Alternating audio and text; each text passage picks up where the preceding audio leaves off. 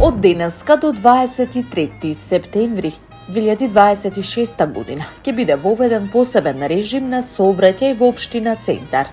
Како што информира Грани Таде Скопје, посебниот режим на сообраќај се воведува поради градежни активности кои се однесуваат на изградба на улици и комунална инфраструктура на улицата Тодор Александров број 11 и број 12 во општина Центар.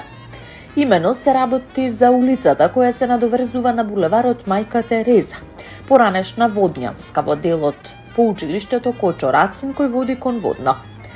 На 2 февруари 2026 година Грани Таде Скопје ќе започне со градежни активности кои се однесуваат на изградба на улици и комунална инфраструктура на улиците Тодор Александров број 11 и број 12 општина Центар во Скопје, информираат надлежните.